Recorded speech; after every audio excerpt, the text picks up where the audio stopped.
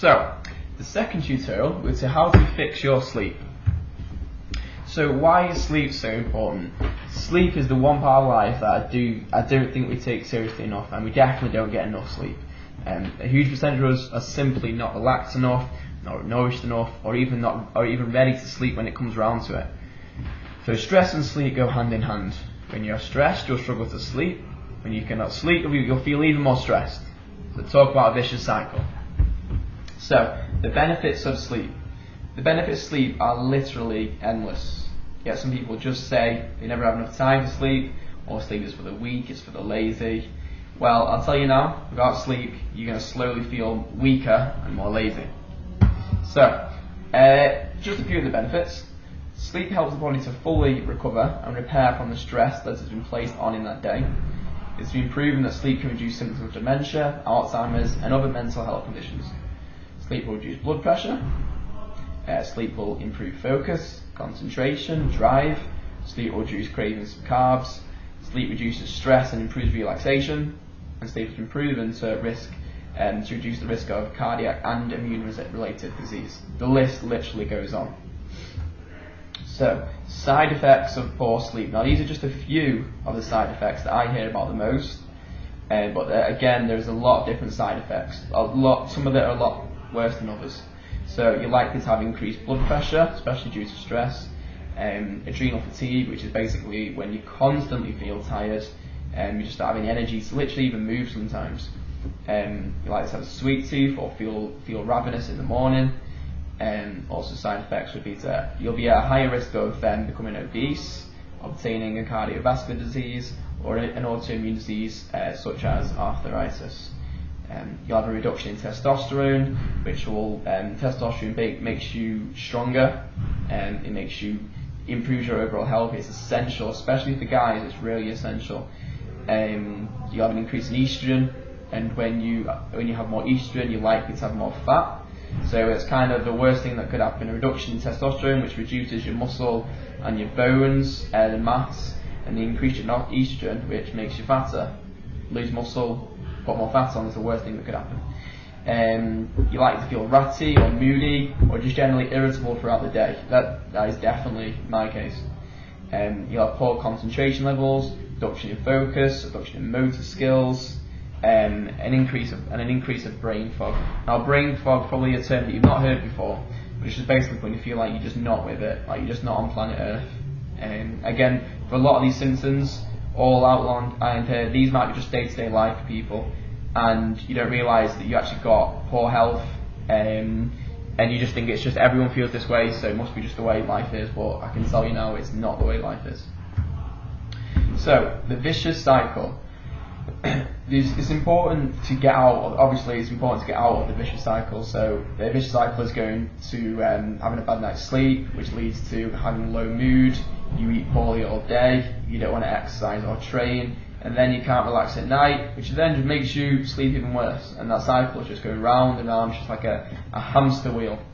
So it's important to stop the cycle now. So this is how we want it to be. We want to have a great night's sleep, wake up feeling refreshed and positive, and you'll then eat the right foods. You'll then want to train harder and you'll have even extra energy to do the stuff that you love, which makes you happier. And then you'll be more relaxed at night. And if you're more relaxed at night, you're going to have a better night's sleep. So that's the way that cycle, and that's the cycle that we want. So, with that being said, how do we improve your sleep? It's important that we get off the hamster wheel of a bad night's sleep and make a couple changes, one step at a time, to really improve it and get set in ways to become habitual and positive. I could literally give you 30 or 40 different ways that you can improve your sleep, but for me, these five have been the top 5 that have improved not only my sleep but all of my clients' sleep. So really focus on all of the pointers that I made in the first tutorial. So again, have a look over that, make some notes, and this alone will really improve your sleep.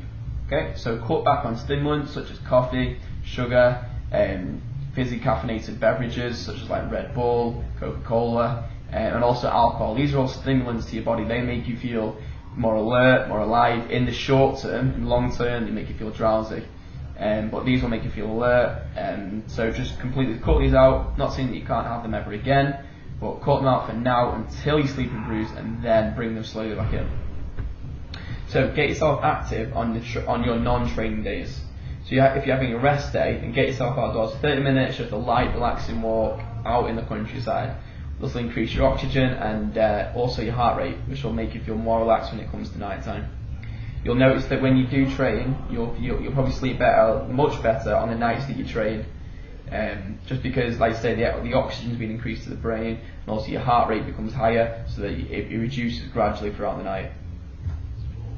The last two tips would be to sleep in pure darkness. So any lights will make your brain think that we are still in daytime, therefore switch any bright lights off 30 minutes before you intend to go to sleep.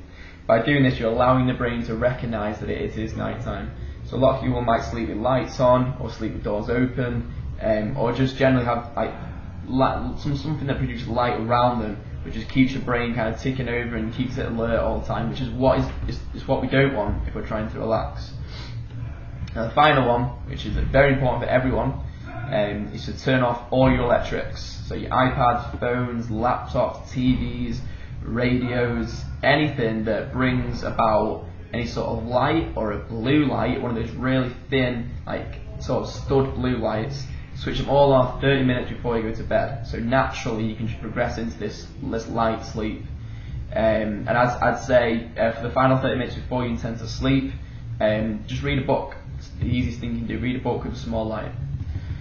So if you've been doing these 5 tips religiously for 4 weeks and still see any improvement whatsoever, then speak to us about it, and we will personally figure out what's going on. Because it might be something that's just a little bit more in depth that we need to think about. So you may not see huge changes in a matter of days. You may not, or you may do. But these changes come over weeks. Don't get disheartened, stay positive and stick to your goals and the tasks that you set. You could use that habit development chart, which is a download on the previous page, to help with your progression. So to summarise, hopefully I've explained the importance of sleep and give you some tips. You can read in more detail on the Lifestyle Diet Manual, which is also a download, and a bit more of a scientific background into sleep and a lot more kind of help than there. Really focus on your sleep now for the next 7 to 14 days. Use the tips that I've given you, and remember to download the development chart as well, as then you can monitor what's going on and you can manage it all a lot better.